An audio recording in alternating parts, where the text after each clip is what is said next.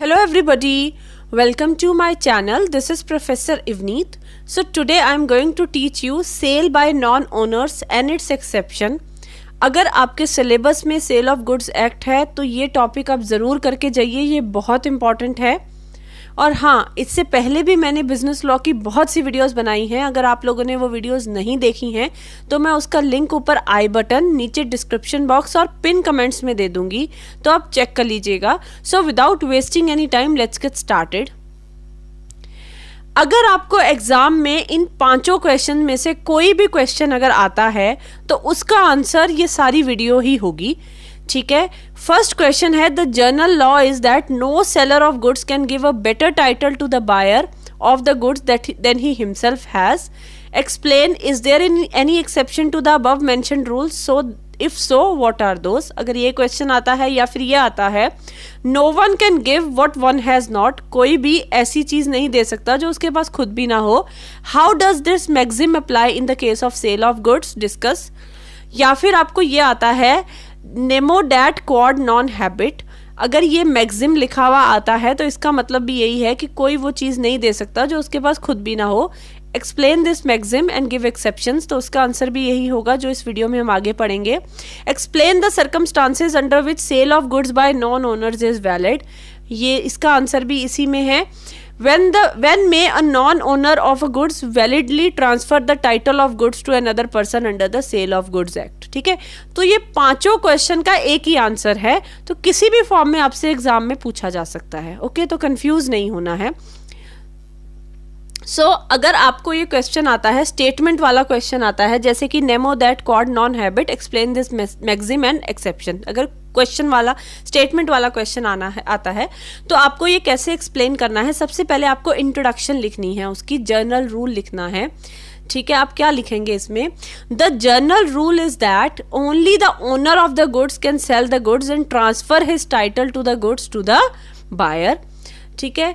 General rule ये कहता है कि सिर्फ ओनर ऑफ गुड्स, सिर्फ गुड्स का ओनर, सिर्फ गुड्स का मालिक ही गुड्स को बेच सकता है और उसके टाइटल को ट्रांसफर कर सकता है। टाइटल का मतलब लॉ की लैंग्वेज में क्या होता है, ओनरशिप, ठीक है। तो सिर्फ उसकी ओनरशिप को एक ओनर ही ट्रांसफर कर सकता है, एक मालिक ही अपने गुड्स की ओनरशिप को ट्रांसफर कर सकता है किसी दूसरे पर्सन को, ये जनरल रूल कहता है।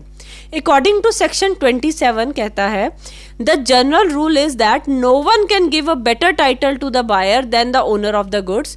जनरल रूल सेक्शन 27 का ये कहता है कि एक बायर को एक मालिक के अलावा और कोई भी बेटर टाइटल नहीं दे सकता, मींस बेटर ओनरशिप नहीं दे सकता गुड्स की।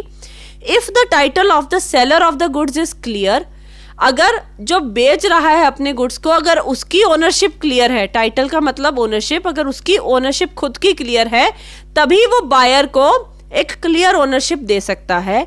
लेकिन अगर उसकी अपनी ही ओनरशिप डिफेक्टिव है तो वो बायर को भी डिफेक्टिव ओनरशिप ही देगा, and he will have no right to the goods even he has acted in good faith and paid the price of such goods, ठीक है।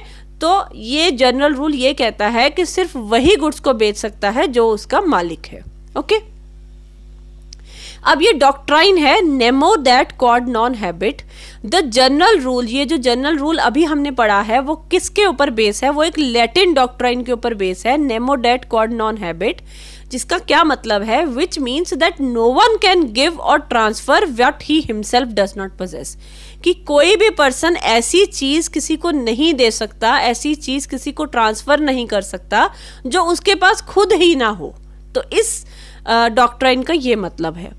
It means that the buyer obtains no better title to the goods than the seller, कि means buyer को एक clear title तब तक नहीं मिल सकता जब तक सेलर के पास क्लियर टाइटल नहीं है। Thus, if the seller has a good title to the goods, the buyer would also have a good title. तो अगर सेलर का टाइटल, सेलर की ओनरशिप क्लियर है, मीन्स वो खुद ही मालिक है उन गुड्स का, तो बायर को भी गुड ओनरशिप मिल जाएगी। अब ये एग्जाम्पल से मैं आपको क्लियर करती हूँ। Satish steal some goods and sells the same to Gopal, Satish ने कुछ गुड्स चोरी किए और गोपाल को बेच दिए। Since Satish is not the owner of the goods, Satish जो था वो गुड्स का ओनर नहीं था, उसका मालिक नहीं था। Gopal too would not be an owner, तो जिसको उसने गुड्स बेचे गोपाल को, वो भी उसका ओनर नहीं बनेगा। क्यों नहीं बनेगा? Even he has bought the goods in good faith, चाहे उसने गुड फेथ में, मीन्स गोपाल को तो नहीं पता था ना कि गुड्स चोरी के हैं, चाहे उसने गुड फेथ में ही गुड्स खरीदे हैं बिना ये उसे पता हुए कि गुड्स चोरी के हैं, तब भी गोपाल जो है वो उसका ओनर नहीं बन सकता, क्योंकि सतीश की ही ओनरशिप में डिफेक्ट है। तो गोपाल की ओनरशिप जो उसको मिली है उसमें भी डिफेक्ट होगा, वो क्लियर ओनर उसका नहीं बन सकता। क्यों? क्योंकि सतीश ने चोरी करके गुड्स गोपाल को बेचे हैं। ठीक है, तो ये जो है वो Nemo dat quod non habit की एग्जाम्पल है। ओके, लेकिन कुछ ऐसी एक्सेप्शंस हैं ये जनरल रूल की, मीन्स कुछ एक्सेप्शन है जनरल रूल की, जहां पे ये कहा जाता है कि एक सेल अगर कोई मालिक ना भी करे, कोई और करे, मीन्स मालिक की जगह अगर सेल कोई और पर्सन करे, तब भी वो वैलिड हो जाएगी। जनरल रूल कहता है कि एक सेल जो है वो मालिक ही कर सकता है, लेकिन कुछ इसकी एक्सेप्शंस हैं जो कहती हैं कि अगर सेल कुछ केसेस में अगर मालिक ना भी करे तब भी वो सेल वैलिड मानी जाएगी और जो बायर है उसको बेटर टाइटल मिल जाएगा, बेटर ओनरशिप मिल जाएगी। In the following situation a person in good faith and bye paying a reasonable price, ये लाइन बहुत इंपॉर्टेंट है। इन गुड फेथ, गुड फेथ मतलब जिसको आप चीज बेच रहे हो उसे नहीं पता है कि जिससे आप वो पर्सन खरीद रहा है वो उसका मालिक नहीं है। ठीक है, तो इसका मतलब हुआ good faith. Buys the goods from somebody who is not the owner of the goods, he has a good title to the goods as a buyer, तो उसे गुड टाइटल मिल जाएगा। अब ये एक्सेप्शन कौन कौन सी हैं ये हम सब एक एक करके डिस्कस करेंगे। First is title by estoppel. तो लॉ में जब भी आपको टाइटल वर्ड मिलेगा उसका मतलब होता है ओनरशिप। ये section 27 of sale of goods act 1930 के अंडर है। ये क्या कहता है?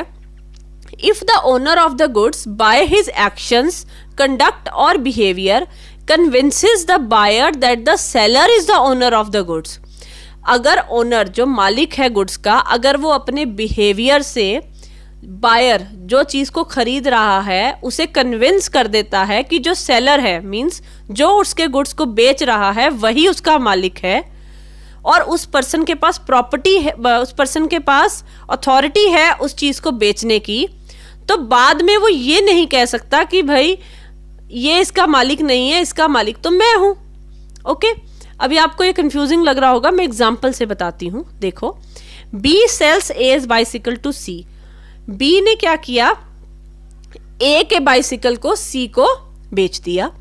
जब बी ने सी को साइकिल बेच रहा था तब ए भी वहां पे प्रेजेंट था। A is present when the sale is made, जब सेल हुई तो ए वहीं पे खड़ा था। जब बी बेच रहा था सी को तो ए ने कुछ नहीं बोला, he makes no comment not does he say that bicycle belongs to him, वो कुछ नहीं बोला और उसने ये भी नहीं कहा सी को कि ये बाइसिकल बी बेच रहा है, ये तो मेरी है, ऐसा भी नहीं कहा। Here A's conduct convinces C that B is the owner of the bicycle. अब A चुप रहा तो B C को बेच रहा था तो C को लगा शायद B ही मालिक है इस साइकिल का। In such a case अब C ने क्या किया? उस बाइसिकल को खरीद लिया। In such case A because of his conduct cannot later say that B had no right to sell the bicycle. तो C ने क्या किया? बाइसिकल को खरीद लिया ये मान के कि B ही उसका मालिक है, क्योंकि A कुछ नहीं बोला। अब जब बेचने की बारी आई, जब बिक गया साइकिल, तो ए बाद में ये नहीं कह सकता कि बी ने ये साइकिल कैसे बेच दिया, वो तो मालिक था ही नहीं, इसका मालिक तो मैं हूं, क्योंकि ए जो है अब उस समय वो चुप रहा जबकि उसे बोलना चाहिए था। तो टाइटल बाय एस्टॉपल ये कहता है कि जब आपने किसी अपने बिहेवियर से दूसरे पर्सन को ये बिलीव कर दिया कि इसका मालिक दूसरा पर्सन है कोई, तो बाद में आप अपनी उस चीज से डिनाई नहीं कर सकते। ठीक है, बाद में आप मुकर नहीं सकते उस चीज से, क्योंकि अगर आप उस समय बोले नहीं तो इट मीन्स तो यही हुआ ना कि बी ही उसका मालिक है उस साइकिल का। ठीक है, तो यहाँ पे जो सी है उसको गुड टाइटल मिल जाएगा, मीन्स क्लियर ओनरशिप मिल जाएगी। ओके, तो यहाँ पर भी बी जो है वो मालिक नहीं है, सेल बाय नॉन ओनर है, लेकिन जो सी है उसको बेटर टाइटल मिल जाएगा। Next is sale by mercantile agent. ये सेक्शन 27 के अंडर है ये भी। When a mercantile agent has the possession of the goods or the documents of title to the goods with the consent of owner of the goods, mercantile agent वो agent होता है जो agent तो आप लोग को पता ही है क्या होता है, जो प्रिंसिपल के बिहाफ पे काम करता है, जो किसी दूसरे के बिहाफ पे काम करता है। मर्केंटाइल एजेंट जो कमर्शियल ट्रांजैक्शन को देखता है, जो बिजनेस ट्रांजैक्शन के लिए एक एजेंट रखा होता है प्रिंसिपल ने, ठीक है। एक मर्केंटाइल एजेंट है, उसके पास गुड्स का पोजेशन है। मैं बहुत बार आप लोग को बता चुकी हूँ, पोजेशन और ओनरशिप दो डिफरेंट चीज़ें हैं। यह दोनों चीज़ें आपको क्लियर होना बहुत ज़रूरी है। मैंने आपको पहले भी एक एग्जांपल दी थी कि मेरी कार मेरे दोस्त के घर पे खड़ी है, तो यहाँ पे कार मेरी है तो मैं ओनर हूँ, लेकिन वो मेरे दोस्त के घर में खड़ी है तो पोजेशन मेरे फ्रेंड के पास है, ठीक है। तो ये चीज़ें ध्यान रखना। और अगर मेरी कार मेरे पास ही खड़ी है तो मीन्स मैं ही ओनर हूँ और मेरे पास ही पोजेशन है। तो ये दोनों टर्म्स को क्लियर करना बहुत ज़रूरी है, पोजेशन और ओनरशिप। तो यहाँ पे ये पॉइंट क्या है कि जब एक मर्केंटाइल एजेंट के पास गुड्स का पोजेशन है, मीन्स उसके पास गुड्स है और the document of title to the goods, या तो उसके पास गुड्स का पोजेशन है या फिर उसके पास ओनरशिप उसको दे रखी है, मतलब टाइटल है उसके पास, ओनरशिप के कागज है, with the consent of the owner of the goods, means owner ने अपनी मर्जी से ही, कंसेंट होता है अपनी इच्छा से ही, उसको पोजेशन दे रखा है या डॉक्यूमेंट ऑफ टाइटल दे रखा है। और वो मर्केंटाइल एजेंट क्या करता है, वो उन गुड्स को बेच देता है in the ordinary course of business, means business के अंदर ही वो उसको गुड्स को किसी दूसरे को बेच देता है। A sale made by the mercantile agent is deem to be made by the owner of the goods. तो ये माना जाएगा कि एक एजेंट की तरफ से करी गई सेल एक ओनर की तरफ से करी हुई सेल के ही बराबर है। बट इन सच सर्कमस्टांसेस, लेकिन ऐसे सर्कमस्टांसेस में the buyer must have acted in good faith, जो बायर है उसने गुड फेथ में एक्ट करना जरूरी है। मीन्स उसको नहीं पता है कि एजेंट उसका मालिक नहीं है, मीन्स उसे ये चीज़ की बिल्कुल भी नॉलेज नहीं है। And must not have the knowledge that the seller has no authority to sell the goods, और उसे इस चीज़ की कोई नॉलेज नहीं है कि सेलर के पास इसकी अथॉरिटी नहीं है बेचने की, तो वहाँ पे सेल वैलिड हो जाएगी। For the application of this exception, इस एक्सेप्शन का अप्लाई करने के लिए ये कंडीशंस पूरी होना बहुत ज़रूरी है। कौन कौन सी? First is the person making the sale must be a mercantile agent, जो सेल कर रहा है पर्सन वो मर्केंटाइल एजेंट होना बहुत ज़रूरी है। Second is the mercantile agent must be in possession of the goods और documents of the title to the goods, mercantile agent के पास या तो गुड्स का पोजेशन होना चाहिए या फिर उसका documents of title, means ownership के डॉक्यूमेंट्स होने चाहिए उसके पास। Such possession must be with the consent of the owner, और उसके पास जो वो पोजेशन है गुड्स का वो ओनर की मर्जी से होना चाहिए। Fourth, he must have made the sale when acting in the ordinary course of business, means ordinary business के दौरान ही उसने वो सेल कंडक्ट करी है। The buyer must act in good faith, और जो खरीद रहा है चीज़ को उसे नहीं पता कि एजेंट जो है वो उस चीज़ का ओनर नहीं है। The buyer must buy the good in good faith and without notice of the seller defect of title, उसने good faith में चीज़ खरीदी और उसे नहीं पता कि जो सेलर है उसके टाइटल में डिफेक्ट है, ठीक है, मीन्स वो उसका ओनर नहीं है। तो ये कंडीशंस पूरी होना चाहिए तभी ये एक्सेप्शन लागू होगी। अब इसमें केस है, case of Fox versus King का। In this case A give his car to B, इस केस में क्या हुआ था, ए ने अपनी कार जो है वो बी को दी। हु वॉज हिज एजेंट, अब बी जो था वो ए का एजेंट था। विद इंस्ट्रक्शन, और साथ में उसने इंस्ट्रक्शंस भी दी उसको, not to sell the car below certain price, means उसने कुछ प्राइस सेट कर दिया होगा और उसने बी को बोला लो ये मेरी गाड़ी रख लो, लेकिन इस कार को बेचना, लेकिन इस प्राइस के नीचे नहीं बेचना। अब बी ने क्या करा, बी ने कार बेच दी किसको, सी को, eight much lower price, means जो प्राइस ए ने उसे बताया था उससे बहुत कम प्राइस में उसने सी को बेच दी और पैसे भी उसने अपने पास रख लिए। She had bought a car in good faith, अब सी को तो नहीं पता था कि बी को इस चीज़ की अथॉरिटी नहीं है, या फिर बी को ए ने इंस्ट्रक्शन दे रखी है कि इतने अमाउंट से कम कार मत बेचना, तो उसने गुड फेथ में एक्ट करा and had no knowledge of the directions that A had given to B. The court held that A could not get the car back from C, court ने ये कहा कि सी को बेटर टाइटल मिल गया क्योंकि उसने गुड फेथ में act करा और उसे उस चीज़ की नॉलेज नहीं थी। तो ए जो है अब वो अपनी कार सी से वापस नहीं ले सकता, क्योंकि प्रॉपर्टी का मतलब भी यहाँ पे ओनरशिप है, ओनरशिप ऑलरेडी सी को पास हो चुकी है। तो यहाँ पे नॉन ओनर ने सेल करी है लेकिन वो वैलिड हो जाएगी। Okay, next is sale by co-owner. Co-owner का मतलब होता है जब एक चीज के बहुत सारे मालिक होते हैं, ठीक है, मीन्स एक चीज का मालिक जो है वो बहुत सारे लोग हैं, तो वो सारे लोगों को हम सेपरेटली को ओनर बोलते हैं। तो इस सेक्शन 28 के अंदर आता है of the sale of goods act, ये कहता है if a thing is owned by more than one person, अगर एक चीज के मालिक एक से ज्यादा है, and is in possession of one co-owner, means एक ऐसी चीज है जिसके मालिक तो बहुत सारे हैं लेकिन वो एक ही ओनर के पास है, मीन्स एक ही को ओनर के पास है उसका possession, with the consent of others, means दूसरों की मर्जी से वो चीज जो है वो एक ही को ओनर के पास रखवा रखी है उन्होंने, एंड द को owner in possession of the thing, और जिसके पास उस चीज का पोजेशन है, जो जिस ओनर के पास वो चीज है, उसने क्या करा, उसे बेच दिया। The buyer gets the complete ownership of the thing, तो जिसको वो बेचेगा उसको complete ownership means clear ownership मिल जाएगी।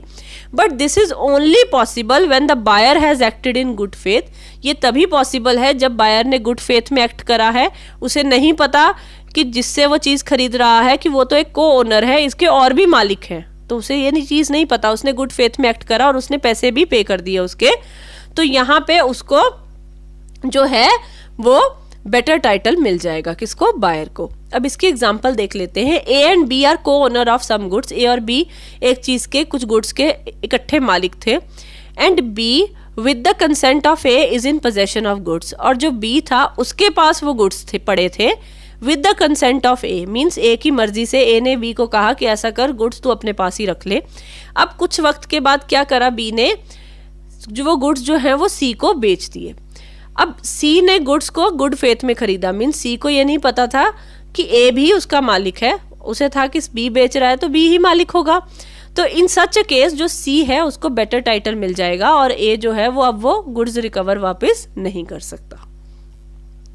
For the application of this exception, इस एक्सेप्शन को अप्लाई करने के लिए, लागू करने के लिए ये कंडीशन पूरी होना बहुत जरूरी है। One of the several joint owners of the goods must be in sole possession of the goods, वही चीज़ है कि बहुत सारे मालिकों के बीच में एक जो ओनर है उसके पास पूरा गुड्स का पोजेशन होना चाहिए, तभी तो वो बेचेगा आगे, ठीक है। तो यहाँ पे one of the several joint owners की जगह आप वन ऑफ द को ओनर भी लिख सकते हो, एक ही चीज होती है वो। The joint owner must be in possession of the goods by the permission of the को ओनर्स, मीन्स जिसके पास वो गुड्स का पोजेशन है वो दूसरे को ओनर की मर्जी से है, मीन्स दूसरे को ओनर ने अपनी मर्जी से उसके पास पोजेशन दे रखा है, गुड्स उसके पास दे रखे हैं। The buyer should purchase the goods in good faith, जो बायर है वो गुड्स को गुड फेथ में खरीदेगा, उसे नहीं पता कि ये अकेला मालिक नहीं है, इसके अलावा भी कोई और मालिक है। The buyer must buy the good in good faith and without the notice of the seller defect of title, और उसे ये नहीं पता कि सेलर के जो टाइटल है उसमें डिफेक्ट है, वो अकेला मालिक नहीं है, उसके अलावा भी कोई और मालिक है।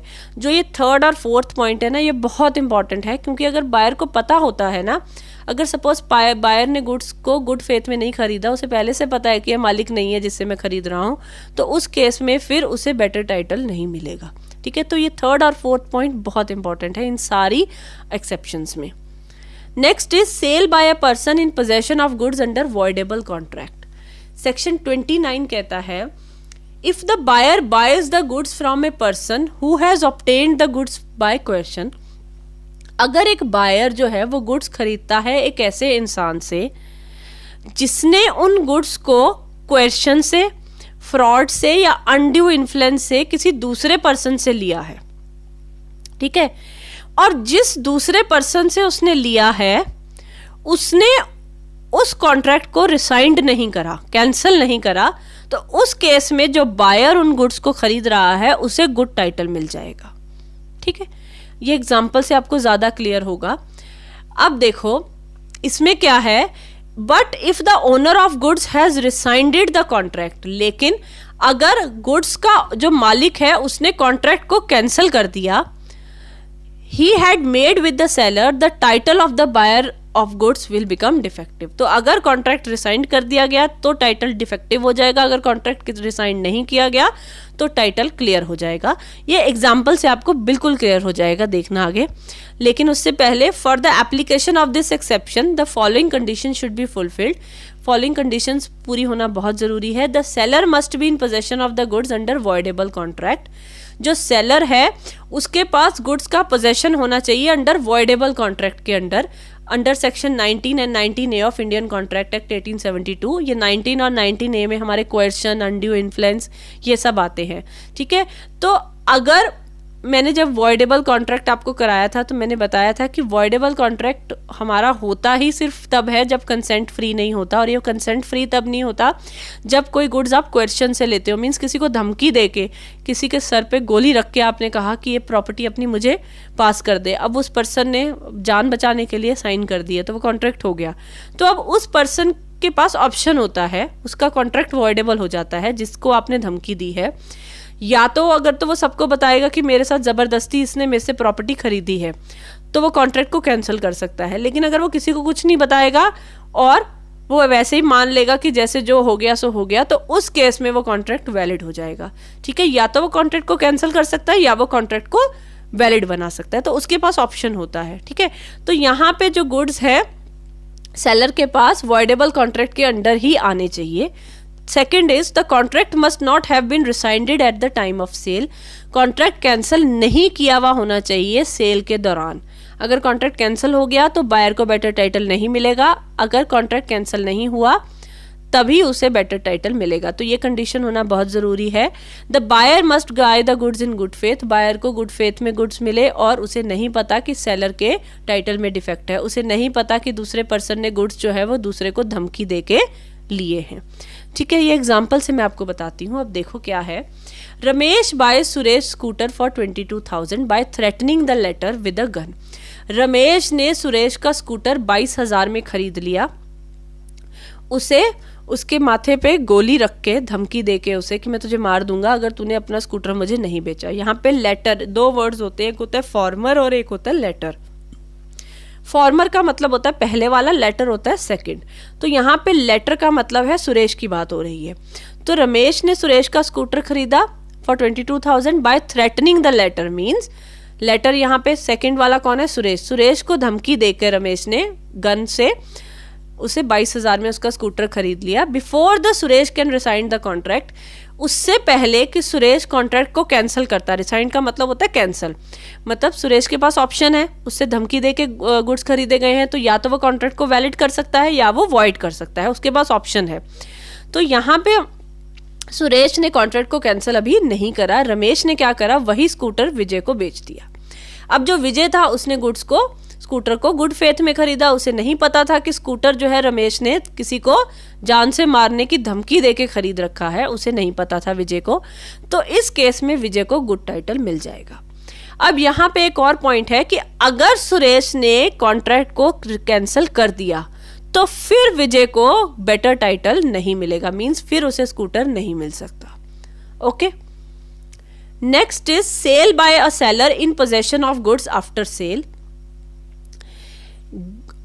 एक गुड्स की सेल मींस सेलर ही उसको दोबारा किसी और को बेच देता है। मींस पहले उसने किसी और को बेचा और गुड्स उसी के पोजेशन में थे सेलर के पास ही, तो फिर उसने दोबारा किसी और को बेच दिया, तो यहाँ पे भी वैलिड टाइटल मिल जाता है। देखो, if the delivery of goods under a contract of sale is scheduled for a future date. Means आपने गुड्स बेच दिए, सेलर ने बायर को गुड्स बेच दिए, लेकिन उसकी डिलीवरी जो थी वो फ्यूचर डेट की डिसाइड कर ली। मींस बायर ने कहा कि मैंने गुड्स तो खरीद लिए तुमसे, तुम ऐसा करना 2 दिन बाद मुझे गुड्स की डिलीवरी देना। तो अब सेलर जो है उसके पास गुड्स का पोजेशन है, even though the ownership has been transfer to buyer. अब यहाँ पे ओनरशिप ट्रांसफर हो चुकी है, सेल हो चुकी है बायर को, लेकिन गुड्स अभी भी सेलर के पास ही है। तो अब उसने क्या करा, and if another buyer without knowing the goods have been sold. अब सेलर ने किसी दूसरे पर्सन को दोबारा से वो गुड्स बेच दिए और जिसको उसने गुड्स बेचे उसे नहीं पता था कि ये गुड्स ऑलरेडी बिक चुके हैं। उसने क्या करा, गुड फेथ में पैसे पे कर दिए। तो यहाँ पे जो सेकंड बायर है, ठीक है, उसको गुड टाइटल मिल जाएगा गुड्स का। यहाँ पे जो रियल ओनर है गुड्स का, रियल ओनर कौन था? जो पहला बायर था, क्योंकि ओनरशिप तो ट्रांसफर हो चुकी थी। Does not have a right to get the goods back. तो जो फर्स्ट बायर है वो अपने गुड्स वापस नहीं ले सकता, वो सिर्फ पैसे रिकवर करने के लिए सूट फाइल कर सकता है। मींस वो उस सेलर से पैसे रिकवर कर सकता है जो उसने पैसे पे करे थे, लेकिन वो अपने गुड्स वापस नहीं ले सकता, चाहे वो ओनर बन चुका था। ठीक है, क्योंकि जो सेकंड बायर है उसने गुड फेथ में चीज खरीदी है, उसे नहीं पता था कि जो वो चीज खरीद रहा है वो ऑलरेडी बिक चुकी है। अब इसमें एग्जाम्पल है, सुशील बाइज अ टीवी फ्रॉम ओम। सुशील ने टीवी खरीदा ओम से, पर उसने कहा कि ऐसा करो कि तुम मुझे आज डिलीवरी मत दो, 2 दिन बाद दे देना। उसने गुड्स की डिलीवरी नहीं ली, और जो टीवी है वो अभी भी किसके पास है? ओम के पास ही है। अब यहाँ पे अब मालिक कौन बन चुका है? अब सुशील उसका मालिक बन चुका है, क्योंकि वो खरीद चुका है। हु लेटर, अब ओम ने क्या करा? अब ओम के पास गुड्स थे, उसने दोबारा से वो गुड्स मोहन को बेच दिए। अब ओम बेच नहीं सकता। क्यों नहीं बेच सकता? क्योंकि अब वो ओनर नहीं रहा। ओनर कौन बन गया है? सुशील बन गया है। तो ओम कौन है? नॉन ओनर है। तो उसने दोबारा वो गुड्स मोहन को बेच दिए। अब मोहन को नहीं पता था कि वो गुड्स तो ऑलरेडी सुशील को बिक चुके हैं, मीन्स ओम उसका मालिक नहीं है, उसका मालिक तो सुशील है। तो उसने गुड फेथ में वो गुड्स खरीद दी और पेमेंट कर दी। तो यहाँ पे मोहन जो है उसको गुड टाइटल मिल जाएगा, क्योंकि उसने गुड फेथ में खरीदा है। तो जो सुशील है वो अपने गुड्स वापस रिकवर नहीं कर सकता, वो बस ओम पे केस कर सकता है और अपने पैसे ले सकता है जितने में उसने वो गुड्स खरीदे, और वो डैमेजेस क्लेम कर सकता है, लेकिन गुड्स उसे वापस नहीं मिलेंगे। गुड्स का ओनर मोहन बन चुका है, जिसको क्लियर टाइटल मिल चुका है। Okay, next is sale by a buyer in possession of goods. पीछे वाला पॉइंट था सेल बाय अ सेलर, अब है sale by a buyer in possession of goods. Means अब अगर बायर जो है अभी उसने चीज खरीदी नहीं है, खरीदने वाला है, लेकिन उसके पास गुड्स का पोजेशन पहले से आ गया और उसने आगे किसी और को बेच दिए, तब वो सेल भी वैलिड हो जाएगी। देखो, when a buyer with the consent of seller gets the possession of goods before the transfer of their ownership, means ए ने बी से, वही वाली एग्जांपल ले लेते हैं हम, जैसे सुशील ने ओम से टीवी खरीदना था, ठीक है, अभी ओनरशिप ट्रांसफर नहीं हुई है टीवी की, लेकिन सुशील जो है वो टीवी पहले ही 2 दिन पहले ही, मींस ओनरशिप ट्रांसफर होने से पहले ही 2 दिन पहले अपने घर ले गया गुड्स, मींस उसके पोजेशन में आ गए, और ओम ने भी कहा हाँ चलो ले जाओ, 2 दिन बाद ओनरशिप ट्रांसफर कर देना। द लेटर सेल्स और प्लेजेस, उसने क्या करा? लेटर यहाँ पे दूसरे पर्सन की बात हो रही है, वही चीज है कि अब क्या करा उसने, सुशील ने वही गुड्स किसी थर्ड पार्टी को, जैसे कि सपोज ए को बेच दिए। इफ द थर्ड पार्टी, जो ए है, उसने गुड फेथ में एक्ट करा, उसे नहीं पता था कि सुशील तो अभी मालिक बना ही नहीं है, उसका मालिक तो अभी भी ओम ही है, ठीक है, and gets the possession of the goods by paying a price and without having any knowledge of the right of the owner to the goods, he gets a good title. तो जो ए है उसको गुड टाइटल मिल जाएगा, ठीक है। तो मैंने यही वाली एग्जांपल ली है जो पीछे मैंने सुशील और ओम वाली ली थी, तो वही पॉइंट है। पिछले वाले केस में सेल हो चुकी थी, इसमें अभी सेल नहीं हुई है, और सुशील जो है वो पहले ही गुड्स ले गया सेल होने से पहले, और सुशील ने आगे ए को बेच दिए। ए को नहीं पता था कि गुड्स में डिफेक्ट है, मीन्स गुड्स में नहीं, गुड्स की ओनरशिप में डिफेक्ट है, मीन्स जो सुशील मुझे गुड्स बेच रहा है वो खुद ही उसका मालिक नहीं है, तो उसने ए ने गुड फेथ में खरीद लिया। तो यहाँ पे अब ए जो है उसको बेटर टाइटल मिल जाएगा, चाहे उसको गुड्स ऐसे पर्सन ने बेचे हैं जो खुद उसका मालिक नहीं है। Next is sale by unpaid seller. Unpaid का मतलब होता है जो सेलर को अपने काम की पेमेंट नहीं मिली है, मीन्स जो सेलर को अपनी सेल की पेमेंट अभी तक नहीं मिली है उसे हम अनपेड सेलर बोलते हैं। सेक्शन 54 सब सेक्शन 3 कहता है when an unpaid seller exercises his right to stop the goods in transit. जब मैं अनपेड सेलर कराऊंगी तो मैं उसमें बताऊंगी कि अनपेड सेलर जो होता है उसके पास हक होता है, जिसको पेमेंट नहीं मिली है अपनी सेल की, मीन्स उसने गुड्स बेच दिए हैं, ओनरशिप ट्रांसफर हो गई, लेकिन उसे पैसे नहीं मिले हैं अभी तक, तो वो क्या कर सकता है? उसके पास 2 ऑप्शन होते हैं, या तो वो गुड्स को रास्ते में ही रोक ले, जब उसे पता चल गया कि मेरे को पेमेंट नहीं मिलने वाली है तो उसने गुड्स को जैसे ट्रक से जा रहे थे तो उसने रास्ते में ही रोक लिया गुड्स को कि रोक दो, उसके पास मत जाने दो, वो मुझे पेमेंट नहीं करने वाला है। या फिर वो गुड्स का लियन एक्सरसाइज कर सकता है। लियन का मतलब है कि वो गुड्स को तब तक अपने पास रख सकता है जब तक उसके पैसे की पेमेंट क्लियर नहीं हो जाती है, तो वो 2 राइट क्लेम कर सकता है। To get the possession of goods, अब उसके पास गुड्स अनपेड सेलर के पास आ गए हैं, मींस गुड्स का पोजेशन आ गया है, लेकिन उसकी ओनरशिप बायर के पास है, मींस उसका मालिक कौन है? बायर है, जो खरीद चुका है गुड्स, लेकिन बायर ने पेमेंट नहीं करी है सेलर को।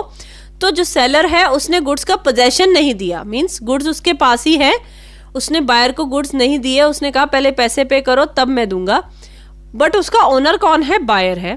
अब अनपेड सेलर के पास ये हक है कि वो गुड्स को दोबारा किसी और को बेच सकता है। The buyer in such a resale gets an absolute title to the goods. तो वो जिसको गुड्स बेचेगा उसे better title, good title, clear title मिल जाएगा, चाहे जो सेलर है वो अनपेड सेलर जो है वो उसका मालिक नहीं है गुड्स का। Whether or not the original buyer has been informed of the resale has no effect on the title of new buyer. चाहे ओरिजिनल बायर को इस बात का पता है कि उसके गुड्स को बेचा जा रहा है या फिर नहीं बेचा जा रहा है, इस चीज का नए बायर पे कोई भी असर नहीं पड़ेगा। सेल इन ओवर्ट मार्केट, ये जो पॉइंट है ये इंग्लिश लॉ में वैलिड होता है, इंडिया में नहीं है, बट फिर भी आपको पता होना चाहिए। ओवेट मार्केट क्या होती है? It implies a market where goods are openly bought and sold according to the normal practices of trade without any restriction. ये एक ऐसी मार्केट होती है जिसमें गुड्स ओपनली खरीदे और बेचे जाते हैं, जहाँ पे नॉर्मल प्रैक्टिसेस ट्रेड की फॉलो होती है बिना किसी रिस्ट्रिक्शन के, मीन्स कोई भी बंदिश नहीं है। इंग्लिश लॉ कहता है अगर कोई बायर गुड्स खरीदता है, some goods in overt market में अगर कोई गुड्स खरीदता है गुड फेथ में, मीन्स उसे नहीं पता, and according to practices of trade, और ट्रेड की प्रैक्टिस के अकॉर्डिंग, तो उसे गुड टाइटल मिल जाता है गुड्स का, चाहे सेलर जो है वो उसे चोरी किए हुए गुड्स ही बेच रहा है। बस फर्क इतना है कि बायर को इस चीज़ की नॉलेज नहीं होनी चाहिए, वो गुड फेथ में एक्ट करेगा तभी उसे वैलिड टाइटल मिल जाता है। लेकिन इंडिया में यह प्रोविज़न वैलिड नहीं होता है। क्यों? क्योंकि because it gives legitimacy to the sale of stolen property. क्योंकि अगर इंडिया में ये चीज़ लागू हो गई फिर तो हर कोई किसी ना किसी की चीज़ें चुरा चुरा के दूसरे को बेचता रहेगा और सेल वैलिड बनती जाएगी। तो इसलिए इंडिया इस जो पॉइंट है इसको रिकॉग्नाइज नहीं करता है। Okay, next is exception under other acts. अब सेल ऑफ गुड्स एक्ट के अलावा और बहुत सारे एक्ट्स हैं जहां पे ये एक्सेप्शंस वैलिड होती है। देखो, फर्स्ट एक्सेप्शन है under section 169 of contract act. ये कॉन्ट्रैक्ट एक्ट की 169 के अंडर एक finder of goods finder of goods कौन होता है? जिसको गुड्स रास्ते पे पड़े हुए मिल गए, has a power to sell the goods. उसके पास भी पावर होती है। पहले तो उसका फर्ज बनता है कि वो ओनर को ढूंढे और उसे गुड्स वापस दे, लेकिन फाइंडर ऑफ गुड्स के पास भी पावर होती है कि वो गुड्स को कुछ कंडीशन के अंदर दूसरे को बेच सकता है और जिसको वो बेचेगा उसे बेटर टाइटल मिल जाएगा। Thus where a person leaves a watch, अगर कोई पर्सन जो है अपनी घड़ी या अपनी अंगूठी पार्क में या पार्क की सीट पे कहीं छोड़ जाता है, and the owner of the watch और ring can not be found with reasonable diligence, means जिसको वो घड़ी मिली या जिसको वो अंगूठी मिली उसने बहुत ज़्यादा मालिक को ढूंढा, लेकिन विद अ रीजनेबल डिलीजेंस, बहुत ढूंढने के बाद भी उसे मालिक नहीं मिला, तो वो गुड्स किसी और को बेच सकता है। और the bona fide purchaser will get the good title, तो जो परचेज करेगा उस गुड को उसे क्लियर ओनरशिप मिल जाएगी, चाहे फाइंडर ऑफ गुड्स जो है वो उसका असली मालिक नहीं है। अब यहाँ पे बोनाफाइड का मतलब क्या होता है? बोनाफाइड का मतलब होता है इन गुड फेथ। ठीक है, तो या तो आप इन गुड फेथ लिख दो, बायर इन गुड फेथ, या फिर आप बोनाफाइड वर्ड लिख दो, तो इसका मतलब दोनों का सेम होता है, मीन्स उसे कोई नॉलेज नहीं है। The finder may sell the goods in following situation, finder सिर्फ इन सिचुएशन को में ही गुड्स को बेच सकता है जब गुड्स इस तरीके के हैं कि वो बहुत जल्दी ख़राब हो जाएंगे। अगर बहुत टाइम तक उसने अपने पास रखे तो वो गुड्स ख़राब होने वाली प्रवृत्ति के हैं, पेरिशिंग का मतलब होता है ख़राब होना, तो वो गुड्स को सेल कर सकता है। या फिर फाइंडर ने जिसके पास गुड्स हैं उसका उन गुड्स के ऊपर इतना खर्चा हो गया है और वो जो खर्चा है जितने के वो गुड्स हैं उसका 2/3 का खर्चा उसके ऊपर वो कर चुका है, जितने की गुड्स के वैल्यू के गुड्स हैं उसका 2/3 वो ऑलरेडी उस पर खर्च कर चुका है, तो फिर उसके पास ये हक आ जाता है कि वो गुड्स को सेल कर सकता है। Under section 176 of contract act, a pony of goods has, एक पॉनी जो होता है उसके पास भी पावर होती है गुड्स, जो उसके पास पॉन्ड मतलब उसके पास गिरवी रखे गए हैं, उसके पास रखे गए हैं, he passes a better title than he himself, वो उसे बेच सकता है लेकिन कुछ कंडीशंस है, सिर्फ उसी में बेच सकता है। ठीक है, third is in some cases, कुछ केसेस में special power of sale is given to, कुछ स्पेशल पावर दी जाती है, किसको दी जाती है? ऑफिसर्स ऑफ कोर्ट, कोर्ट की तरफ से कोर्ट के ऑफिसर्स को, या फिर लिक्विडेटर ऑफ कंपनीज, जब कंपनी बिकती है या बंद होती है तो लिक्विडेटर्स अपॉइंट किए जाते हैं। लिक्विडेटर्स का क्या काम होता है कि सारे एसेट्स को बेच के सारे क्रेडिटर्स को, सारे लाइबिलिटीज़ को चुकता मतलब पूरा करो, सारे लाइबिलिटीज़ को ख़त्म करो, उनको पे करो। ठीक है, अब लिक्विडेटर्स मालिक नहीं होते हैं कंपनी के, लेकिन फिर भी वो सेल करते हैं और तो फिर उनकी सेल भी वैलिड मानी जाती है। या फिर रिसीवर ऑफ इंसॉल्वेंट स्टेट, इसका इंसॉल्वेंट का मतलब होता है दिवालिया, जब किसी का दिवालिया निकल जाता है, किसी कंपनी का दिवालिया निकल जाता है, ठीक है, तो ऑफिशियल रिसीवर अपॉइंट होते हैं। तो उस केस में वो पर्सन उस बंदे की जितनी भी प्रॉपर्टी होती है उसको सेल करके उसकी लाइबिलिटीज़ को पे ऑफ करते हैं। तो यहाँ पे जो वो चीज़ वो सेल करेंगे तो वहाँ पे वो मालिक नहीं है, ऑफिसर्स ऑफिशियल रिसीवर्स वो मालिक नहीं है, लेकिन उनकी सेल वैलिड मानी जाती है। तो all these persons are not owners, ये मालिक नहीं होते हैं, लेकिन yet they all the properties of other, they sell आएगा यहाँ पे, they sell all the properties of other, लेकिन वो फिर भी बेचते हैं दूसरों की प्रॉपर्टीज और वो बेटर टाइटल देते हैं बायर्स को देन दे देमसेल्फ पोजेस। उनके पास तो टाइटल नहीं है लेकिन वो बायर को बेटर टाइटल दे देते हैं। Next is bill of exchange. अगर जैसे किसी को रास्ते में पड़ा हुआ चेक मिल गया, bill of exchange and negotiable instrument form an another exception to this general rule. A thief, एक चोर या फिर फाइंडर ऑफ सच इंस्ट्रूमेंट, आपको रास्ते में पड़ा हुआ एक चेक मिल गया जो कि बियरर चेक था, जो खाली चेक था, बस अमाउंट भरा था और साइन कर रखे थे। जो पे के आगे लाइन लगी होती है वो बिल्कुल खाली थी, तो इट मीन्स वो बियरर चेक था। तो वो अगर जिसको भी वो चेक देगा तो वो जो है जिसको चेक देगा उसको गुड टाइटल मिल जाएगा उतने पैसों का, ठीक है। तो ये कुछ एक्सेप्शंस थी जहाँ पे sale by non owners valid हो जाती है। तो अगर आपको स्टेटमेंट वाला क्वेश्चन आता है तो उसमें कंक्लूजन लिखना बहुत ज़रूरी होता है, वो ज़रूर लिखिएगा आप। तो क्या कंक्लूजन आप लिखेंगे इस क्वेश्चन में? From the above it can be concluded, ये कंक्लूड किया जाता है the sale can only be done by the owner, sale सिर्फ एक ओनर ही कर सकता है, एक मालिक ही कर सकता है। जनरल रूल कहता है no seller of the goods can give the buyer of goods a better title to the goods than he himself has. Seller कोई भी बायर को ऐसा टाइटल नहीं दे सकता, बेटर टाइटल, जो कि बेटर टाइटल उसके खुद के पास भी नहीं था, ठीक है। मींस अगर उसके पास खुद बेटर टाइटल है सेलर के पास तभी वो बायर को बेटर टाइटल दे सकता है, इसका मतलब ये है। But there are certain exceptions, लेकिन कुछ ऐसी एक्सेप्शंस हैं जो कि हमने अभी डिस्कस करी है। वेयर अ नॉन ओनर में सेल द गुड्स, जहाँ पे एक मालिक जो नहीं भी है अगर वो गुड्स को बेचता है तो वो दूसरे पर्सन को एक बेटर टाइटल दे सकता है जो कि उसके खुद के पास भी नहीं है। ओके, तो आपको ये कंक्लूजन लिखना है। आई होप आपको आज का टॉपिक बिल्कुल क्लियर हो गया होगा। इनकेस अगर आपको कोई डाउट है तो आप मुझे कमेंट सेक्शन में लिख सकते हैं। और हाँ, अगर आपको मेरा पढ़ाया हुआ समझ आता है और आप आगे फर्दर भी मुझसे पढ़ना चाहते हैं तो आप मेरी वीडियो को लाइक शेयर कर सकते हैं और मेरे चैनल को सब्सक्राइब कर सकते हैं। So thank you.